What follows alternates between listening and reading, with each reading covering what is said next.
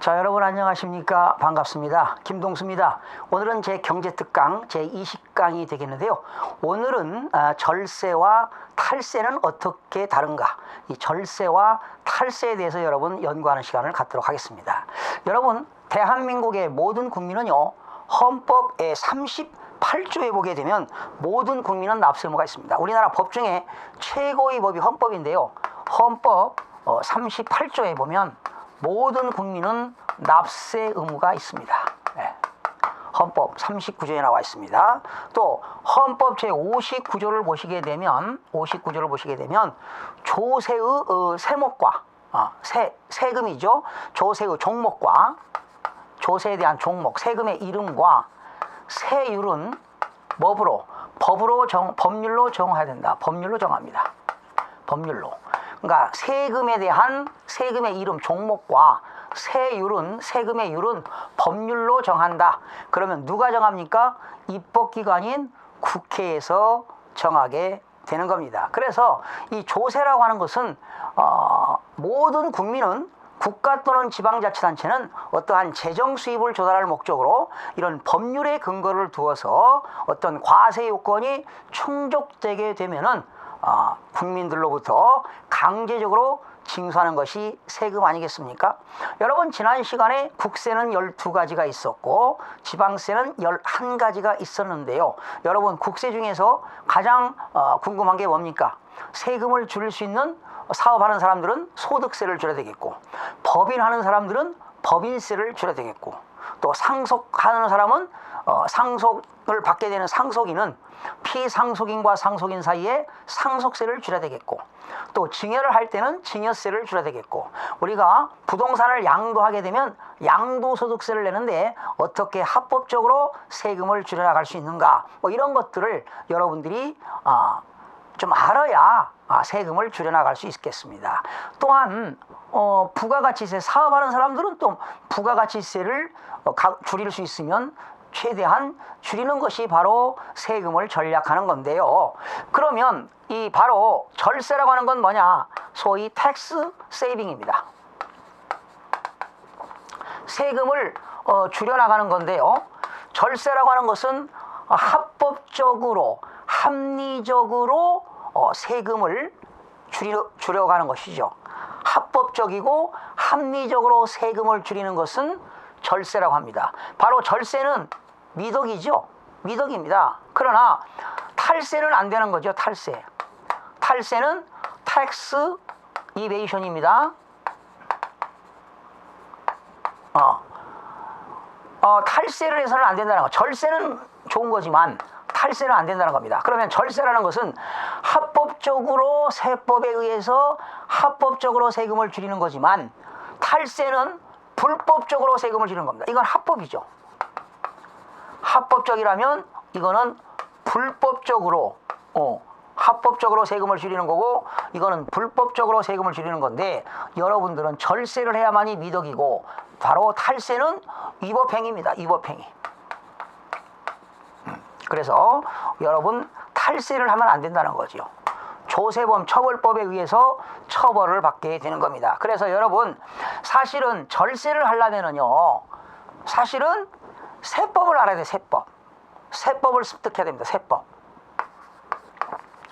절세를 하려면 세법을 알아야 되는데, 여러분, 세법이 얼마나 광범위하고 얼마나 어렵습니까? 그리고 시대 환경 변화에 따라서 수시로 세법이 개정되는 것이 많잖아요. 그래서 일반 사람들이 사실은 세법을 알기라는 것은 쉽지가 않습니다. 그래서 이번 강의부터는요, 대한민국의 국세 12가지, 지방세 11가지 중에서 합법적으로 합리적으로 세금을 줄일 수 있는 그런 절세 방안에 대해서 이런 절세 박사가 여러분들에게 세금을 줄일 수 있는 최대한 노하우를 전달하도록 하겠습니다. 그러면 일단은 사업하시는 분들이 말이죠, 사업을 하시는 분들이 일반적으로 그냥 절세할 수 있는 방법 중에 기본적인 몇 가지를 소개하게 되면은요, 모든 증빙 자료를 갖추는 게 좋습니다.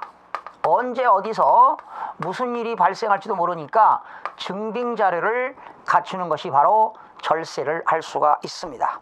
그리고 두 번째는 이 각종 세금에는 소득공제라는 게 있습니다. 소득을 공제해주고 각종 세액을 공제하는 제도가 있는데 이런 것들이 수시로 개정이 되는데 이런 소득공제와 세액공제가 공제되는 것들을 좀 충분히 활용해야만이 세금을 줄일 수가 있고요.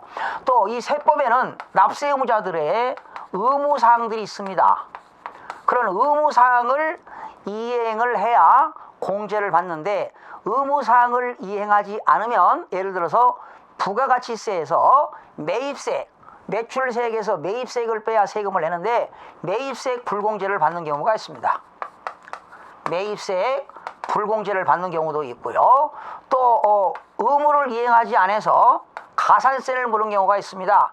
가산세는 10%, 20%, 30%, 많게는 40%까지 이러한 불이익을 받게 됩니다. 의무 불이행 가산세, 신고 불성실 가산세, 부당신고 가산세, 부당 과신고 가산세 이렇게 무거운 가산세가 있기 때문에 이런 가산세를 배제받으려면은 그러한 의무를 이행해야 될 것이다. 뭐 이런 것들이 바로 사업을 하는데 바로 절세할 수 있는 방법인데요. 결과적으로 이 절세는 세법을 알아야 된다는 겁니다. 그래서 여러분들이 소득세, 법인세, 상속세, 증여세, 종합부동산세 각종 세금에 대해서 절세할 수 있는 방법을 하나씩 여러분들에게 전달하도록 되겠습니다. 그러면 탈세라고 하는 건 뭐냐? 탈세는 불법적인 행위죠. 불법적으로 세금을 줄이는 것 아니겠습니까? 불법적인 행위입니다. 탈세는 그 불법적으로 세금을 줄이는 것이 불법적인 방법을 동원해서 세금을 줄이는 것이 바로 탈세가 되겠는데요. 탈세는 주로 어떤 것이 탈세입니까? 뭐 수익 금액을 누락하는 거죠. 수익 금액을 누락한다. 그러니까 매출액을 줄인다는 거지요. 매출이라고 하는 수익 금액을 줄인다. 또 비용을 많이 쓴 것처럼 비용을 적게 썼는데도 많이 쓴 것처럼 가공 경비를 계상하는 것. 가공 경비를 만들어서 이렇게 계상하는 것들이 되겠고요. 또는 실제보다 비용을 많이 계상하는 겁니다. 비용 과대 계상. 비용을 과대 계상. 그러니까 비용을 많이 떨어버리는 거죠. 이거는 매출 금액을 누락시키는 거고 반대로 비용을 많이 늘려서 이렇게 불법적으로 세금을 줄이는 겁니다. 그리고 이제 뭐 허위계약서를 작성했다. 허위계약서, 다운계약서라든가 업계약서를 써가지고 허위계약서를 작성했다.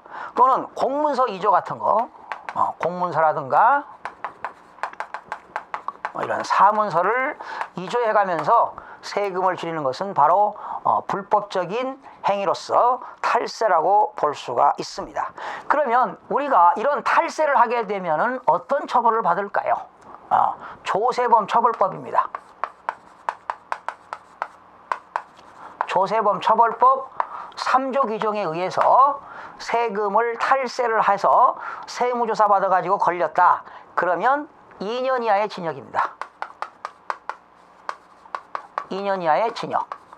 그리고 포탈세액의